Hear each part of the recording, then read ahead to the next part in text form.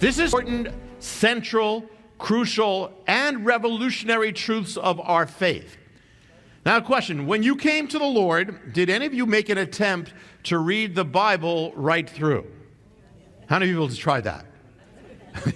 And how far did you get? Yeah, okay, Genesis is okay. Genesis, creation, Adam, Noah, Abraham, that works.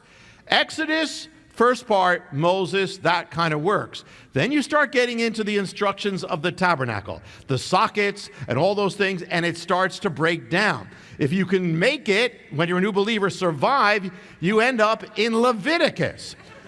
Leviticus is kind of like you get hit by a train, if you will. That's my story. But Leviticus, it's like this. You get the sacrifices. You got the offerings, all that. But then you get the kidneys and all that.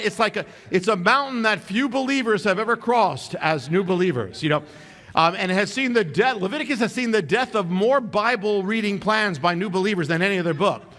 And yet, when you look at the book of Leviticus to see what it really is, everything changes. It opens up another realm. Colossians 2, don't worry, you're in Hebrews, but I'm going to start. Things which are only a shadow of what is yet to come, but the substance belongs to Messiah. It's saying that all these things in the law, in the temple, the sacrifices, everything was a shadow of the substance that was in Messiah. Now look at Hebrews 8. Verse 3, for every high priest is appointed to offer gifts and sacrifices. So it's necessary for this priest also to have something to offer to this priest, Messiah. Now, if he were on earth, he would not be a priest at all, since there are priests who offer gifts according to the law. They serve a copy and a shadow of heavenly things. When Moses was about to erect the tent, he was told by God, make it according to the pattern that was shown you on the mountain. So Colossians says that all these things in the law were shadows of what was yet to come in Messiah. And here this says that these things in the law were shadows of things in heaven. Hebrews 9 goes more specifically. It's Hebrews 9, verse 13. For if the blood of goats and bulls and the ashes of a heifer, sprinkling those who have been defiled, sanctify for the cleansing of the flesh, how much more will the blood of Messiah, who through the eternal Spirit offered himself without blemish to God, cleanse your conscience from dead works to serve the living God? It's saying the sacrifices here, now it's more specific, the sacrifices are shadows of Messiah. Messiah is the ultimate sacrifice. All the sacrifices in the book of Leviticus in some way relate to him. Now, that alone is radical. No other faith speaks of a man being a sacrifice, much less an ultimate sacrifice. For the rabbis, this almost seemed like blasphemy for Judaism. And yet, this is the ultimate destination of Judaism, of the Bible, all leading up to it. Messiah is the ultimate sacrifice. The book of Leviticus is showing all sorts of shadows about that. And there are all sorts of different sacrifices. And they're revelations of the one sacrifice. They're all different parts of the sacrifice of Messiah. It's kind of like Messiah, if you picture it this way, it's like a beam of white light that goes through a prism and it breaks up and has all the colors of the spectrum. Well, Leviticus has all the different sacrifices, the peace offering, the guilt offering, but they're all facets of Messiah, the ultimate sacrifice. Now, tonight, we're going to look at just one sacrifice, one aspect of the sacrifices. It's going to be one Hebrew word. And yet this one Hebrew word, which is so simple, it is so radical when we really get this. I'm going to read now, you can just hear me, Leviticus 23, verse 37. These are the appointed times of the Lord, all the holy days of Israel, which you shall proclaim as holy convocations to present offerings by fire to the Lord, burnt offerings, grain offerings, sacrifices, and drink offerings, each day's matter on its own day, beside those of the Sabbaths of the Lord, and besides your gifts and your free will and votive offerings that you give to the Lord. Now, one of the words there for the sacrifice of the Lord is the word where it says, your gifts. In Hebrew, the word for gifts here, the word right in Leviticus is the word matanot. Try it. Matanot. Now, you should kind of know this because, or the basic, it comes from a word matan and matana. Okay, it's actually, matan and matana both mean gift. Matanot means the gifts, plural. From this word, we get we actually get the name Nathan. Natan comes from matan. The word to say, if you want to say to give in Hebrew, the word is natan. Natan is to give. God gave. Natan. Elohim, Natan. He gave. From that comes matan is the gift itself, and plural, matano. Now, in Matthew 5, the New Testament word that corresponds to it, the Greek that corresponds to the Hebrew is the word daron. Daron, when he speaks of bringing your gift to God, that stands for matan or matana. All right, now, this is a little different because some of the, sacrifices, it speaks of the substance. One is a grain offering or a drink offering or an incense offering. Others speak of the purpose, guilt offering, sin offering, peace or shalom offering. Others speak of the manner of sacrifice, burnt offering, wave offering. But this is not speaking of any of that. This is speaking of the heart of sacrifice, which a sacrifice is a gift, a matana. It's a gift. But the sacrifice of Messiah is a gift not from man to God, but from God to man.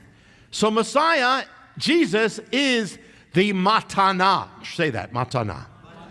From God to man, matana or matan, not just from God to man, but from God to you.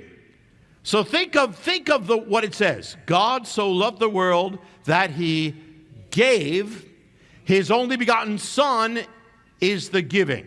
So in Hebrew, God, Natan, gave the Son, who is the gift. Hebrew prophecy, think of what it says. For unto us a child is born, unto us a son is given. He didn't just live like we do. He was given. Everything he did was given. We're born, he was given. Every moment of his life was given. The atonement, Bethlehem, the atonement, the cross, his death, his resurrection is given. Everything is matana. He is the matana. He is given. It was his mission to give himself because he is the sacrifice. He is the someone loving, right? If someone doesn't love, there's no love.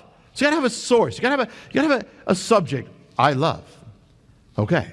But love also needs an object. You can't, if you love nothing, there's no love. You gotta love someone, something. So love needs a subject and an object. And then love itself is a verb between the subject and the object. What do you get? 3. Love, the subject, the source of love, the object of love, and then the verb or spirit of love. So what do you get? 3. All love comes from the Father. He is the source of all things. What is the Son called? The beloved, the object of the Father's love. And what's left? The Spirit, the love itself. The love between. Even think about the simplest expression of love. You say love, okay, love, that's one, but love has to have this in it. It has to have an I, a you, and a love. The simplest expression of love is I love you. 3, and yet love is love, 3 and 1. God is amazing and above us. Let me bring this home into your life. Now, this is deep. And so listen, and if you miss it, it's okay, it's recorded, but just try to get this. God is greater than everything. There's nothing beyond him or outside of him. He's the first, he's the last. If God was not plural and one, if he didn't have this mystery about him, then to know God could never take part in it because it's outside of God. If you're going to know God, you have to not be God. Understand? In other words, the knowing of God would be outside of God because God could never know it because he is God. You understand? You getting that? Good. Okay. To worship God, it would be outside of God because God could never worship God because it's outside. Only if you're not God can you worship God. Or praying to God or relating to God. All those experiences would be outside of God. He would never share in it. When you're worshiping, you wouldn't be God in it because he couldn't share in that. You understand? So if God is God, He's one and yet more than one, then he can not only be God, he can also be part of knowing God. He can share in it. When you worship, it could be God worshiping in you. So in other words, there's nothing outside of God. You're not on your own when you're worshiping God. God is all around it. God is actually praying with you. It's written in the Gospel of John. It's very deep, but it's very cool. In the Gospel of John, it says, in the beginning was the Word. The Word was with God. Okay, if something is with something else, it's not that something else. At least that's how it would seem. But then it says the Word was God. So here Messiah is God, and yet he's with God. How can you do that? Well, this is the amazing thing. In other words, God is not, he's God, but he also contains everything that would be outside of God. The Word, particularly Jesus, Yeshua, the Son, this is part of the mystery of the incarnation. In other words, through the Son who was with God and God, God can experience everything that we experience. God can know what it is to know God. Messiah prayed to God, and yet he is God. God can know what it is to be joined to God. He can know what it is to be in Messiah, to be separated from God. Wow. Separated, that even on the cross and what it means. I mean, this is major. He could take, only by this mystery can he take our place on the cross and stand for us. Only by that we can die in his death and we can rise in his rising. He can now become, he's encompassing everything. If you've known loneliness, God has known loneliness. You know what it is to be, you know what it is to feel that separation from God. God knows it. So he even contains all that. Even God is in that. Whenever you pray, he's praying with you. Whenever you worship, he's worshiping with you. If you're doing it in the Spirit. Whenever you feel distant from God, even then, he's with you feeling distant from God. And if God is with you feeling distant from God, then you're not distant from God. Nothing can separate you anymore. You get it?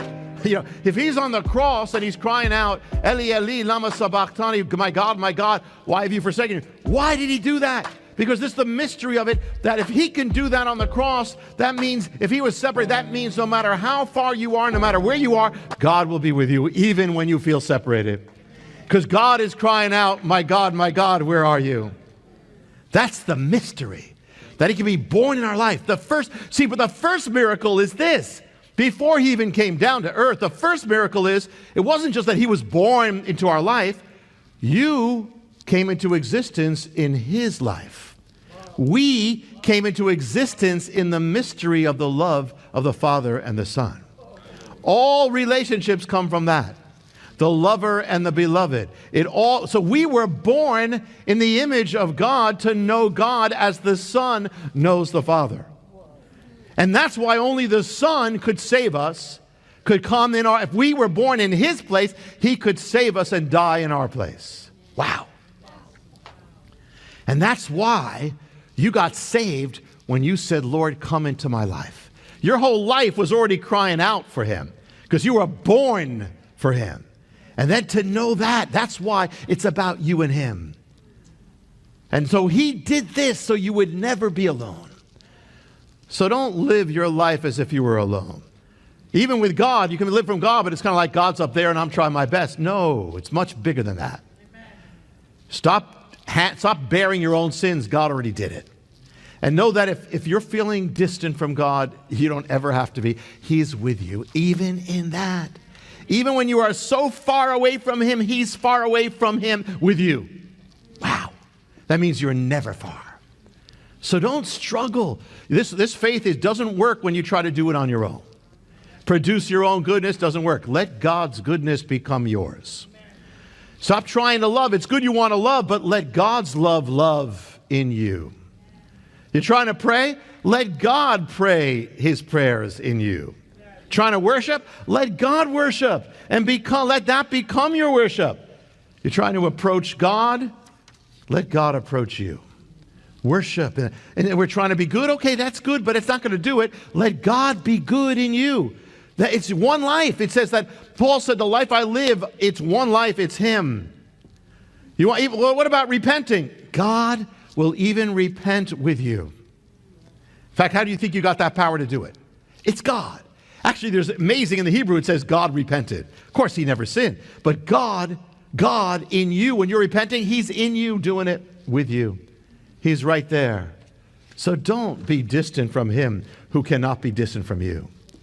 Learn the secret to live in his living, move in his moving, be in his being, love in his loving, for God is all and all. What does it say? The beginning, the two shall be one. But Paul says, but I'm speaking about the mystery of God in you. As a bride and a groom, God's the bridegroom and you're the bride. You shall be one. And so David could write, listen, where can I flee from your presence? If I go up to heaven, you're there. If I make my bed in hell, Sheol, behold, you're there. If I take the wings of the dawn and I fly to the remotest part of the sea, even there your hand will lead me, and your right hand will lay hold of me. How precious are all your thoughts to me, O God. How great are they. If I could count them, they would outnumber the sand. And when I wake up, you're still with me. What shall separate you from the love of God? Nothing. Learn the mystery where you can say, like Paul said, to live is Messiah. For the two shall become one. Because love is one, and love is three, and three is one, in the one who is always more than one, and always more beautiful, more amazing, and more wonderful than you ever thought he could be.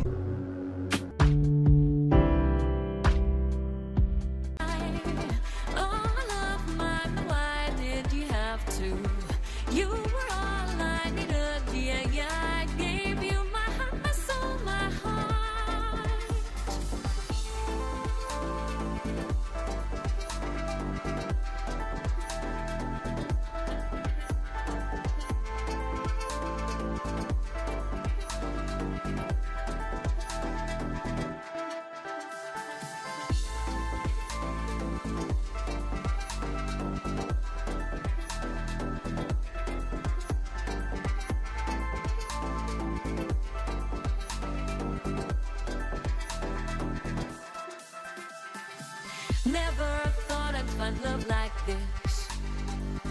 Never thought I'd be waiting. Move your body, let your spirit soar. Ella, you're at and move your body. And the way you speak to me brings thoughts